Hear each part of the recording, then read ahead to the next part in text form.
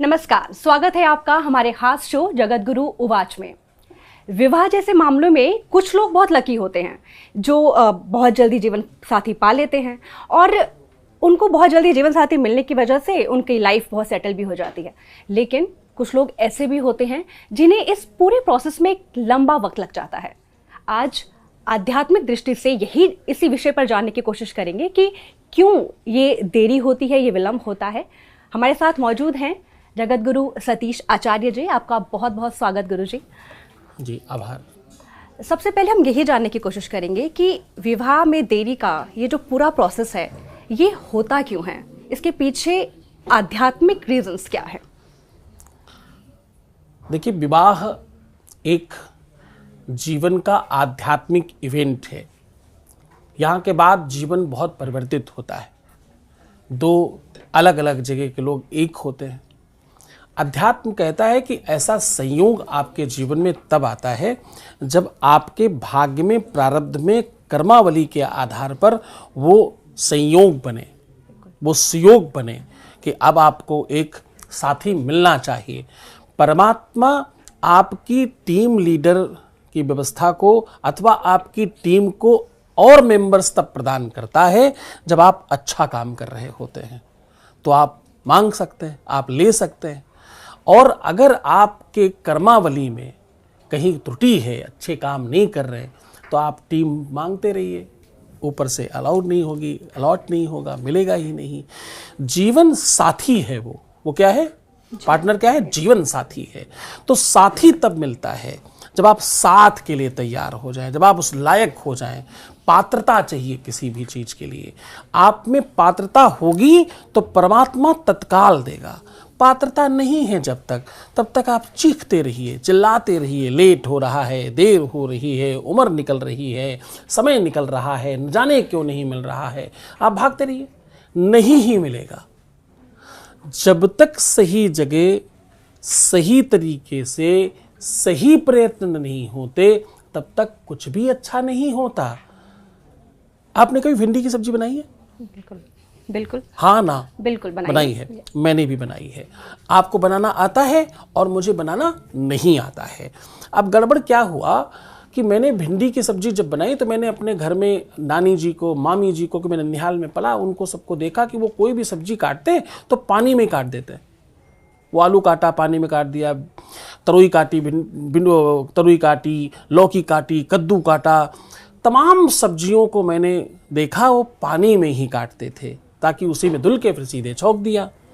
तो मुझे ये लगा पानी में ही सब सब्जियां काटी जाती हैं। मैंने भिंडी को पानी में काट दिया, पड़ी रही उसी में। और 70-80 लोगों का खाना बनना था, बड़ा मतलब व्यवस्था थी। खूब सारी भिंडी थी, खूब बड़े भगोने में मैंने पानी भरा, उसमें काट दी मैंने सारी भिंडियाँ खूब अच्छे से, मन से। अब फिर मैंने देखा था कि मसाला भूना जाता है। मैंने मसाले भूने, खूब अच्छे से भूंजा, खूब बढ़िया भूंजा, अच्छी सुगंध आने लगी। अब मुझे लगा कि मैंने उनको देखा था ऐसे वो पकड़ते हैं, ऐसे उठा के सब्जी बर्तन में डालते हैं, कढ़ाई में। हमने भी वही प्रयास किया। अब जब मैंने पकड़ा उसको तो वो सब बोले मैं सब साथ साथ हूँ। अब वो सारी भिंडियाँ एक हो गई। अब उसमें इतनी एकता हो गई कि मैं अकेले कुछ कर ही नहीं पा रहा। 7-5 की लाठी, एक जने का बोझ। अब वो इतनी ज्यादा एक साथ हो गई, वो सब चिपक गई। वो सारा पानी, वो सारा भिंडी, वो सब एक हो गए, सब मिल करके। उन सब ने मिलके मेरा ऐसा सत्यानाश किया कि मैं कुछ ही न कर पाया। उठा के जैसे तैसे मैंने उस भिंडी को कढ़ाई में पहुंचाया और मैं बना रहा था भिंडी की सब्जी। वो बन रहा था भिंडी का चीला, इधर से उधर, उधर से उधर। मैं कम से कम 4-5 घंटे लगा रहा। वो इतनी भुंज गई पर वो अलग नहीं हुई। बहुत प्रयास करने के बाद मैं लोगों को बांट पाया। तो उस दिन मुझे पता चला कि जो काम नहीं आता वो काम आप बिना जाने नहीं कर पाएंगे। कर्म भी सीखने की व्यवस्था है। रोज लोग कुछ सीख रहे हैं। तो आपके जीवन में जीवन साथी परमात्मा देगा। वो तभी प्राप्त होगा जब तुम उसके लायक हो जाओगे। तो गुरुजी, ये जो आपने कहा एक तरह से कि कर्मों का प्रभाव भी कहीं ना कहीं है, कर्मों का ही है, इस देरी में कर्मों का ही है। बिल्कुल। तो उस जो वो टाइम है जो देरी हो रही है, उस प्रोसेस में क्या कोई अपने आप को इम्प्रोवाइज करने के लिए क्या करे, अध्यात्म के मार्ग पर चलने के लिए क्या करे, कैसे खुद को और ज़्यादा इम्प्रूव करे उस पीरियड ऑफ टाइम में? जीवन साथी के लिए सबसे इम्पॉर्टेंट होता है आपके घर के बुजुर्ग व्यवहार कुशल हों। आपके जो गार्जियन हैं वो व्यवहार कुशल हों। उनकी व्यवहार कुशलता से रिश्ते आते हैं। वो एक दूसरे से बात करते हैं, इनकी बेटी उनका बेटा, इनका बेटा उनकी बेटी, इनकी बेटी उनका बेटा, तो आपस में ऐसे जोड़ते रहते हैं। घर में व्यवहार कुशलता नहीं होना भी व्यवहार में और शादी में विलंब कराती है। फिर लड़की की अपनी सुगंध, उसकी अपनी खुशबू। अब लड़की की सुगंध क्या है? लड़की की खुशबू है उसका काम, लड़की की खुशबू है उसकी सौंदर्यता, लड़की की खुशबू है उसका स्वभाव, उसका नेचर, उसका व्यक्तित्व। ये कितना लुभावना होगा। तो महिलाएं चुराने लगती हैं, यार इनकी लड़की बड़ी अच्छी है, फलाने फंक्शन में मैंने देखा था, बहुत मेहनत कर रही थी, बड़ी अच्छी बच्ची, यार ये ऐसी इनके यहाँ भेजना चाहिए, इनके घर में ऐसी बहू की जरूरत है। तो आप किसी न किसी तौर पर कार्मिक आधार पर लोगों का दिल जीतने लगता है। कभी भी कोई भी व्यक्ति की ये बाहर वाली जो त्वचा है ना, ये मीठी नहीं लगती। आपका काम मीठा लगता है, आपका स्वभाव, आपका व्यक्तित्व। आप कितने सुंदर हो, कितने अच्छे हो, सब कुछ बहुत अच्छा है, पर आपका नेचर ठीक नहीं है ना, आपके चेहरे पर आ जाता है। आप गुस्सैल हो, आप प्रसन्नतापी हो, आप ईर्ष्यालु हो, आप प्रपंची हो, आप खड़तंत्री हो, ये फेस पे आ जाएगा। आप हंस के, मुस्कुरा के, खिलखिला के बेहतर तरीके से मिल ही नहीं पाओगे किसी को। हमेशा ऐसे करते हो, वो ऐसा लगेगा जैसे वो इमोजी वाले कैसे मुंह बनाते हैं अजीबोगरीब तरीके का।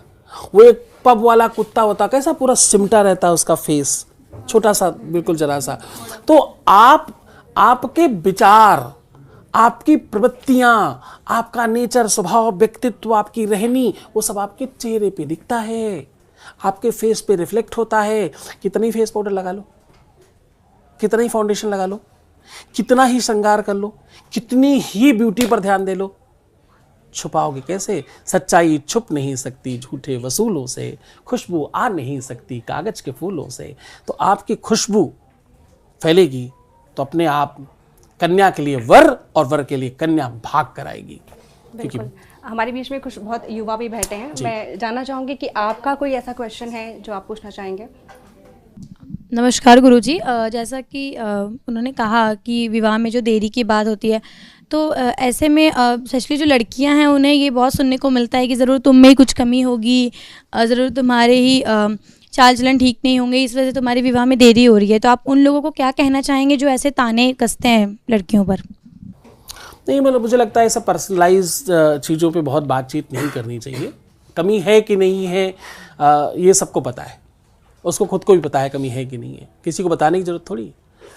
बताने की जरूरत तब है जब कोई अज्ञानी हो, अबोध हो, बिल्कुल छोटा हो, बच्चा हो, शिशु हो, बाल काल में हो, अभी उसको दुनिया पता नहीं पानी को कहते क्या है, वो मम मम मम करता घूम रहा, तो उसे सिखाना पड़ता है बेटा मम नहीं पानी है। जो जान चुका है, जो समझ चुका है, जो सब जानता है, उसको क्या ये बताना कि तुम में क्या कमी है, तुम में क्या दोष है, तुम्हें चरित्र में, तुम्हारे स्वभाव में, तुम्हारे व्यक्तित्व में सब पता है तुमको। तो ये खैर दोषारोपण इस तरीके की चीज़ों का तो कोई मतलब नहीं बनता। और जो लोग ऐसा करते हैं, जब आप किसी दूसरे का कोई दोष निकालते हो तो सबसे पहले तुम दोषी हो जाते हो, क्योंकि दोष वही निकाल सकता है जो स्वयं निर्दोष हो। क्योंकि बस एक विधाता निर्दोष रहा, एक विधाता ही निर्दोष रहा, बाकी सब में कोई ना कोई दोष रहा, सब में कोई ना कोई दोष रहा। सब में दोष है, एक परमात्मा ही तो है निर्दोष। तो जो परमात्मा हो वो उंगली उठाए किसी पर कि मैं भगवान हूं, मेरे में कोई दोष नहीं है। नमस्कार गुरुजी, मेरा सवाल आपसे यह है कि क्या रिश्ते ऊपर से बन के आते हैं, और अगर रिश्ते ऊपर से बन के आते हैं तो नीचे आके टूट कैसे जाते हैं, और वो टूटते भी हैं तो वो फिर किसी और से जुड़ जाते हैं, तो वो जो ऊपर से बन के आए तो वो डायरेक्ट उन्हीं से क्यों नहीं जुड़ जाते, फिर नीचे आके टूटने की क्या आवश्यकता है? बहुत बढ़िया। तुमने जिस तरीके से पूछा है वैसे ही जवाब देना चाहिए मुझे। तो ऊपर मतलब कितना ऊपर? भगवान के घर से। कहाँ है भगवान? कहते हैं ना कि भगवान के घर से रिश्ते जुड़। भगवान कहाँ है? भगवान हर जगह है। Give me address. हमारे हृदय में है, फिर हम सबके बीच है, हर जगह भगवान। कहाँ है भगवान? भगवान हर जगह है गुरुजी। तो हर जगह रिश्ते बन रहे हैं? नहीं, आपने कहा कि जो अगर रिश्ते ऊपर से बनकर आते हैं तो नीचे आकर टूट कैसे जाते हैं, तो कितने ऊपर से बनकर आते हैं और कहाँ से ऊपर से बन के आते हैं? मतलब लोग कहते हैं ना कि भगवान के किताब में रिश्ते लिखे होते हैं, वो यहाँ पे आके जुड़ते हैं। लाला सारा दोष अपने में ही है, ऊपर से ही रिश्ते बन के आते हैं और फिर बहुत नीचे जाकर टूट जाते हैं। तो ज्यादा नीचे उतरने की जरूरत ही क्यों है? ऊपरी रहो ना। सदैव जीवन में ऊपर और नीचे जैसा कुछ होता नहीं है। तुम्हारी सोच, तुम्हारी प्रवृत्ति, तुम्हारा विचार, रिश्ते अगर बने हैं तो बनाए रखने में तुम्हारी प्रवृत्ति काम करेगी। प्रेम पूजा है सरकार। जब किसी से प्रेम हो जाता है ना तो इंसान अपने को भूल जाता है और सब समाप्त हो जाता है। लेन देन प्रेम थोड़ी है। प्रेम तो ऐसा अलौकिक संबंध है, ऐसी व्यवस्था है जिसके बगैर सब बेकार लगता है। केवल कहना थोड़ी होता कि तुम्हारे लिए खाना नहीं खाया, तुम्हारे लिए सो नहीं पा रहा हूँ। सच में भूख नहीं लगती, सच में प्यास नहीं लगती। वो प्रवृत्ति आपको अपने अंदर बोनी पड़ेगी। कोई फसल अपने आप नहीं उगती, आपको अंदर बोना पड़ता है, आपको वैसा बनाना पड़ता है। अब तुम लायक नहीं हो, तुम नालायक हो। एक बर्तन में दूध रखा गया, नीचे छेद था तो निकल ही जाएगा ना, बह ही जाएगा ना। फिर दोबारा उसके बर्तन में क्यों नहीं आया? दोबारा आया भी तो फिर बह जाएगा। पात्र तो ठीक करो, बर्तन तो ठीक रखो। तुमसे कोई चीज छूटी है तो दोष किसका? तुम्हारा। तुम नहीं संभाल पाए, तुमसे नहीं संभला तो छूटेगा ही। जी, यहाँ पर मैं एक चीज़ ऐड करना चाहूँगी कि गुरुजी हम ये पहचाने कैसे कि क्या कोई डिवाइन टाइमिंग होता है, या मतलब हम पहचान जाएं कि हाँ अब शायद यही है। या जैसे बोलते हैं ना, तितलियाँ उड़ने लगी, दिल में उसको देखा तो मेरा जब उससे इंटरेक्शन हुआ तो मुझे कुछ लगा कि हाँ कुछ है इस पे बात। तो क्या वो डिवाइन टाइमिंग होता है? क्या वो इशारा होता है? क्या वो दस्तक होती है कि हाँ ये है, इस पे चांस ले लो? हाँ, ऐसा होता है। एक लड़की ने दूसरी लड़की से कहा कि प्रेम कैसे महसूस किया जाए, प्रेम कैसे जाना जाए। तो उसने क्या खूब जवाब दिया, वो बता रहा हूं। बोले, सखी पतंग जलता है लेकिन, बोले सखी पतंग जलता है लेकिन संग संग दीपक जलता है और दोनों ओर प्रेम पलता है। वो परस्परता होती है। वो हमें कितना चाहते हैं, वो हमें कितना चाहती हैं, ये पूछने की आवश्यकता नहीं है। अपने अंदर झांक कर देखो, उतना ही चाहती हैं वो जितना तुम उन्हें चाहते हो। वो तितलियां उड़ना, वो गुदगुदी होना, वो अलग फील हो जाना, वो कुछ अलग आभास हो जाना, ध्यान रखना कहीं ये कामातुरता तो नहीं है, कहीं ये सेक्सुअल फीलिंग तो नहीं है। क्योंकि प्रेम और काम ये दोनों अलग अलग व्यवस्था है। प्रेम विवेक से होता है, काम तुम्हारे शरीर से होता है। दोनों अलग अलग जगह की व्यवस्था है। जब आप किसी से अगाध प्रेम करते हैं तो उसमें किसी चीज़ की आवश्यकता नहीं होती, उसमें किसी व्यवस्था की जरूरत नहीं होती, उसमें कोई सामग्री नहीं चाहिए होती है। बिना सामग्री के जो चीज़ बनती है, जो व्यंजन बनता है, जो पकवान बनता है, उसका नाम प्रेम है। प्रेम तुम्हारे भाव से बनता है, प्रेम तुम्हारे सत्कार से बनता है, प्रेम तुम्हारे अंतःकरण में निर्मित होता है। वो बाहर की चीज़ ही नहीं है, वो बहुत अंदर की चीज़ है। किसी ने मुझे पूछा, भगवान कृष्ण मोर पंख क्यों लगाते हैं, वो सर पर मोर क्यों रखते हैं, वो मोर के पंख को अपने सर पर क्यों रखते, इतना ऊपर क्यों उसको स्थान दे रखा, अपने शीश पर चढ़ा रखा है? तो मैंने कहा उसका कारण ये है कि दुनिया में एक ही ऐसा प्राणी है जो शारीरिक संबंध नहीं बनाता, उसके बावजूद बच्चे होते हैं। वो दोनों एक दूसरे के आसपास खड़े होकर नृत्य करते हैं, नाचते हैं और एक दूसरे से मुख से निकले हुए द्रव को पान करते हैं, बस उसी से गर्भवती हो जाते हैं। तो मोर को जब आप देखोगे तो आपको बड़ा आश्चर्य होगा कि इसमें मोरनी नहीं, मोर सुंदर होता है। इसमें मोरनी कम सुंदर होती है। जो कम सुंदर दिखे तो तुम समझना ये मोरनी है, और जो ज़्यादा सुंदर दिखे तुम समझना ये मोर है। ये प्राणियों में पहला ही जोड़ा ऐसा है। अन्यथा स्त्रियां सुंदर होती हैं, फीमेल सुंदर होती है, मेल कम सुंदर होता है। ये सिर्फ इसी वजह से कि वहाँ कामकता नहीं है, वहाँ मानकता है, वहाँ प्रेम है, वहाँ स्नेह है, वहाँ वात्सल्य है। प्रेम में कुछ बदल कर नहीं चाहिए, हमने दुकानदार को 10 रुपए दिए, उसने 10 रुपए का मुझे सामान दे दिया। ये क्या है? प्रेम? प्यार है? ये प्यार है? ये व्यापार है। 10 रुपया दिया, 10 रुपया का सामान मिला, ये क्या हुआ? विशुद्ध व्यापार हुआ, प्यार नहीं हुआ।